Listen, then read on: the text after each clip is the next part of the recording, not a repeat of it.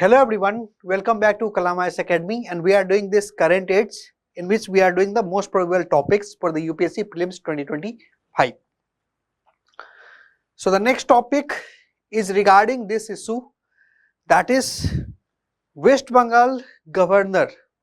So the person have been accused of a sexual harassment by some lady, right? But you will know that the governor and the president has absolute immunity in certain aspects, right? Most importantly in the criminal proceedings aspect, right? So there will be no such kinds of proceedings can be held against the governor and the president because Constitution of India says this. Now this has come into an issue because a complaint have been filed against the West Bengal governors regarding sexual harassment.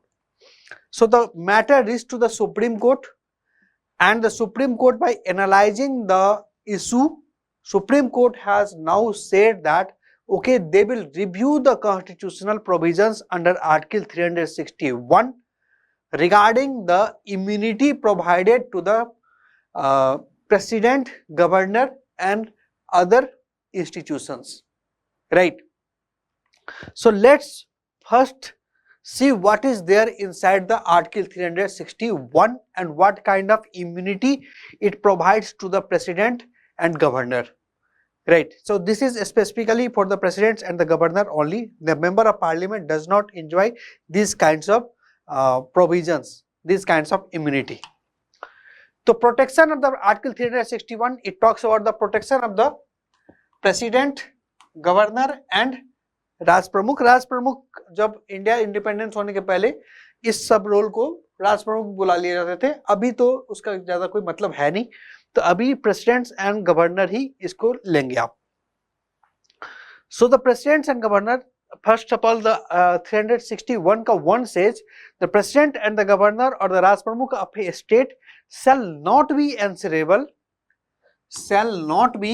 answerable to any court for the exercise and performance of the power and duties of his office or for any act done or purporting to be done by him in exercise or performance of this power and duties.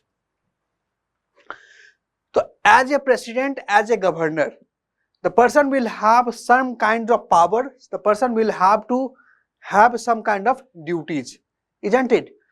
तो जब तक वो president हैं या जब तक वो governor हैं, तब तक उनको जो भी काम दिया गया या वो जितने पावर्स हैं वो जो एक्सरसाइज कर रहे हैं, इसको किसी भी कोर्ट के अंदर कोई भी चैलेंज नहीं किया जा सकता regarding the exercise and performance of the power and the duties, right?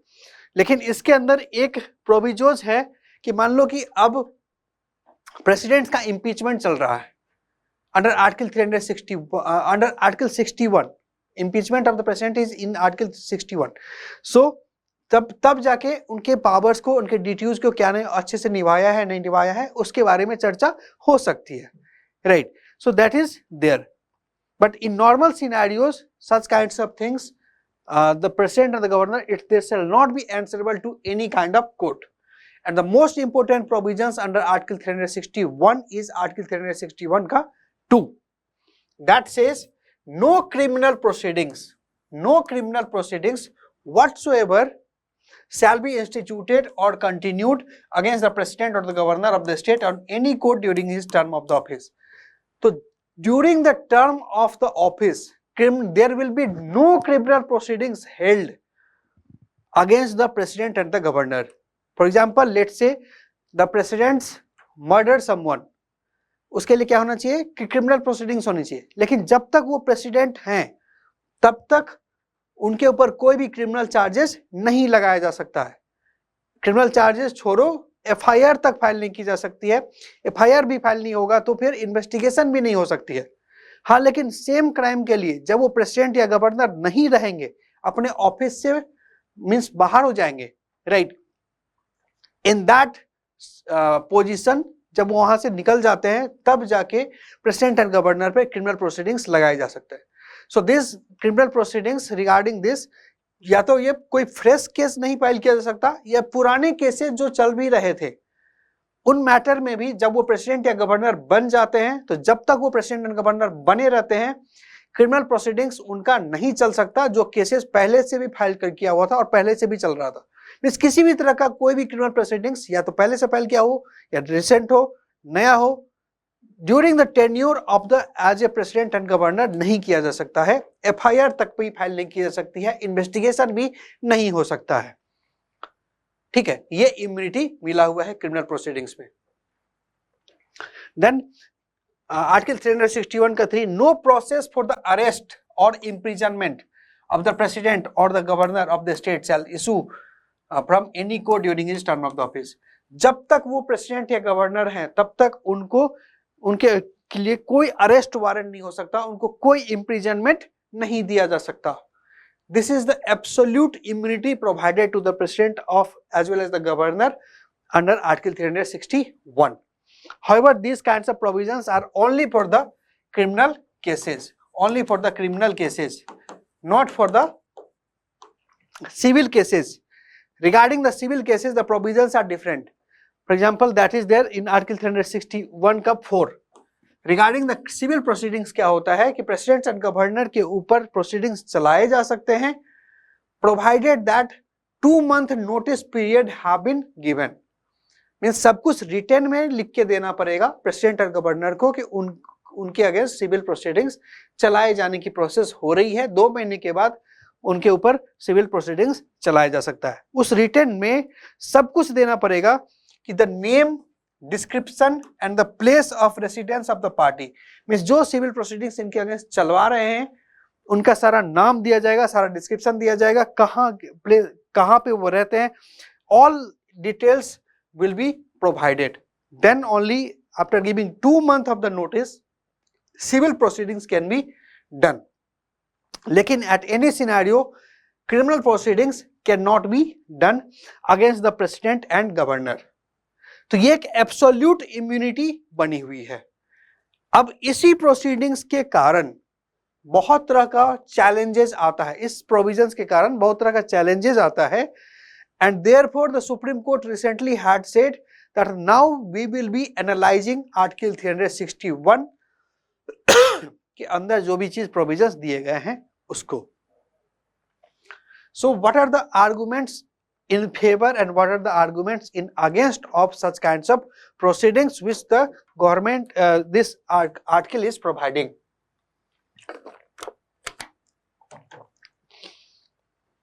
So what are the arguments in supports? क्यों दिया जाना चाहिए इतना बड़ा immunity? criminal proceedings से regarding immunity क्यों दिया जाना चाहिए presidents and governor को? So first of all, to maintain the dignity and the independence. So that is what, अब ये इतने बड़े पोस्ट पे हैं, प्रेसिडेंटशिप पे है, गवर्नरशिप पे है, तो they have lots of responsibility for entire nation as well as for the states, right? So how they will be fulfilling that responsibility if they are not having the dignity, right, of the office? अगर उनको बार बार criminal proceedings करके फंसाया जाए और बार बार उनको court में ढकेला जाए तो ये फिर कैसे वो अपने रिस्पॉन्सिबिलिटी को निभा पाएंगे, देश को कैसे चला पाएंगे? Therefore, to maintain the dignity and the independence, इसके कारण दिया गया। Then to prevent the misuse of the legal process, अब अगर पता चल गया कि प्रेसिडेंट या गवर्नर के अगेंस्ट क्रिमिनल प्रोसीडिंग्स के लिए फाइल कर दे, केस में कोर्ट केस कर दे, अब वो उसी में परेशान हो जाएंगे, है ना? तो लीगल प्रोसेस में उलझा के रखना, जो लूपहोल्स है इसको नहीं यूटिलाइज कर पाएंगे लोग अगर इम्यूनिटी होगा। Therefore, Article 361 have been provided so that the legal process के अंदर ही वो फंसे ना रह जाए, अपने रिस्पॉन्सिबिलिटी, अपने पावर्स को एंजॉय कर पाए, अपने ड्यूटीज को इंश्योर कर पाए। Therefore, this is being provided to uphold the principles of the separation of power, right? See, this president and governor, they are the part of what? They are part of the executive, and in our country the executive is separate from the judiciary, the legislature is separate from the judiciary, right?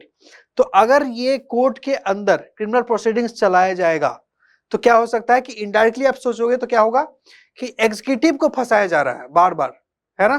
तो अगर ये immunity नहीं provide किए जाएंगे तो top most executive को बार बार फंसा के, बार बार उनको क्रिमिनल प्रोसीडिंग्स लगा के इस तरह की चीजें जो है उनके साथ किया जाएगा ताकि वो अपना काम ढंग से नहीं कर पाए. So the separation of powers will be violated, right. So that should be there. Then to ensure the continuity in the governance, ताकि क्यों, तो अगर इस तरह का इम्यूनिटी रहेगा तो एक बार वो प्रेसिडेंट बन गए, एक बार वो गवर्नर बन गए, तो अब वो गवर्नेंस के लिए काम कर सकते हैं, गुड गवर्नेंस के लिए काम कर सकते हैं, अब वो कंटिन्यू रख सकते हैं. ऐसा नहीं कोई बीच में आया कि कोई क्रिमिनल प्रोसीडिंग्स हुआ फिर उनको कुछ दिन के लिए जेल जाना पड़ा, कुछ दिन वो कोर्ट में दौड़ रहे हैं, तो ये क्या होगा, इसमें गवर्नेंस, मिस गवर्नेंस वाली बातें होंगी, राइट. सो होना क्या चाहिए कि एक बार जब वो बन गए प्रेसिडेंट एंड गवर्नर तो कंटिन्यू रहे अपने 5 साल का जो टेन्योर उनको मिलता है. So for that they will be continuing and they will B overall, they will be working for the development and the growth of the country. So that is very much required. तो इन सब कारण से article 361 के अंदर इनको 361 के अंदर इनको ये सारा इम्यूनिटी दे रखा गया है regarding the criminal proceedings, right. Now what are the arguments against. Arguments against क्या कहता है. First thing, citizens fundamental rights. अब मान लो कि सही में कोई प्रेसिडेंट एंड गवर्नर इस तरह से इन्वॉल्व हैं, let's say that in some murder और some in kind of rape they are involve, तो वैसे सिटीजन्स का क्या, ऐसे सिटीजन्स का तो फंडामेंटल राइट्स वायलेट हो गया है ना. इतना ग्रेव चीज हुआ उनके साथ, इतने ग्रेव क्राइम किए गए बाय द प्रेसिडेंट और द गवर्नर, फिर भी वो कुछ नहीं कर सकते, तो उनके पास फंडामेंटल राइट्स की वैल्यू क्या रहेगी, right. So the citizens fundamental rights violation is also there because of this immunity. Then impediments to justice. अब सोच के देखिए कि जस्टिस ही नहीं मिलेगा, कब तक नहीं मिलेगा, जब तक वो टेन्योर में है president and governor. President and governor जब तक टेन्योर में है तब तक जस्टिस इंश्योर नहीं किया जा सकता जिस इंडिविजुअल के साथ इस तरह का बर्ताव हुआ है, right. So they will keep on facing the exploitation and discrimination continuously. Then it may be against the illegal act. हो सकता है कि कुछ illegal करे president and governor, some illegal kinds of things they will be doing regarding the criminal nature. So even for that there will be complete immunity when they are in the tenure, है ना. अब कुछ भी proceedings तभी किया जा सकता है जब वो अपने टेन्योर से बाहर निकल जाएंगे. And it will impairment of the police powers of the investigation. अब देखो होता यह है कि क्रिमिनल प्रोसीडिंग्स जो है इसमें एफआईआर तक भी नहीं फाइल किया जा सकता, इन्वेस्टिगेशन भी नहीं हो सकता. मान लो कि कोई बना गवर्नर एंड उनके अगेंस्ट कोई कंप्लेंट आता है सेक्सुअल हैरेसमेंट का, अब अगले 4 साल तक, मान लो कि 4 साल तक वो गवर्नर बने हुए हैं, तो 4 साल तक एफआईआर नहीं फाइल हो सकती, 4 साल तक इन्वेस्टिगेशन ही नहीं हो सकता. तो 4 साल के बाद जब वो केस स्टार्ट भी होगा, एफआईआर फाइल भी होगा, तो उस इन्वेस्टिगेशन का क्या मतलब रह जाएगा, उसमें कुछ सबूत ही नहीं मिलेगा. It will be very impossible to prove that crime, right.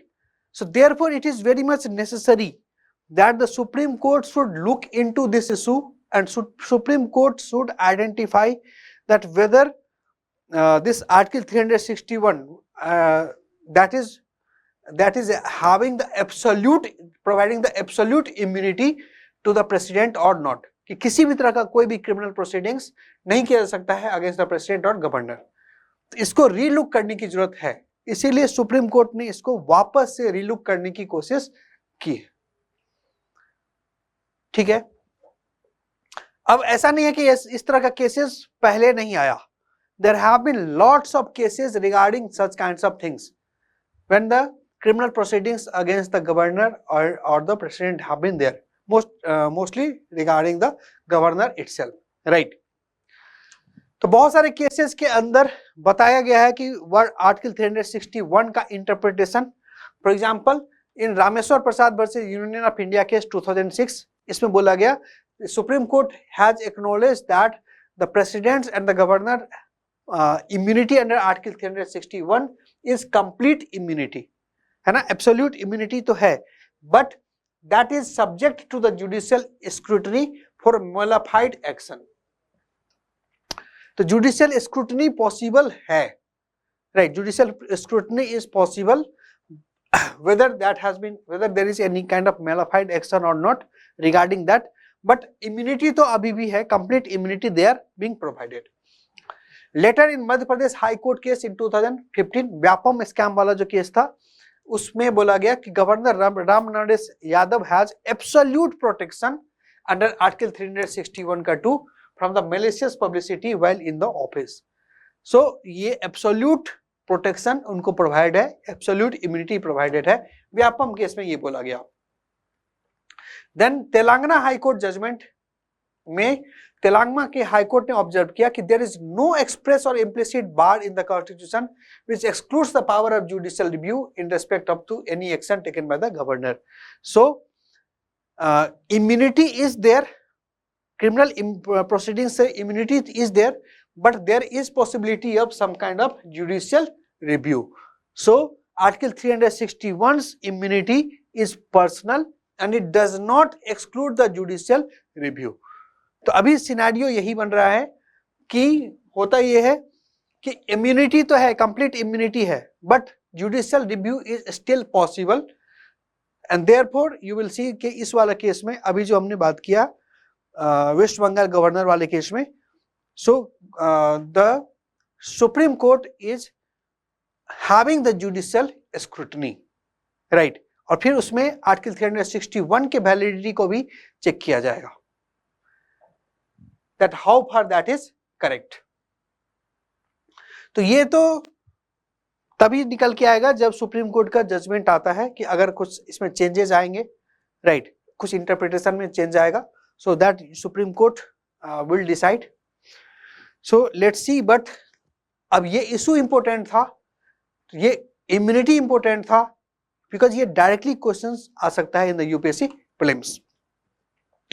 So that I hope that you have understood the topic. We have already covered all these kinds of topics, whichever topics I am teaching you here as a probable topics for the UPSC Prelims 2025. So we have already covered all these topics under the current test program, and in this program you will be getting the tests, you will be getting the workbooks, you will be getting the booklets, you will be getting the case snippet sessions as well, in which 1.5 years of the current affairs will be done to you through the lectures, as well as you will be able to give 23 tests, right. So if you are interested, you can contact to the Kalam IAS Academy. That is all from my side in this session. Thank you very much.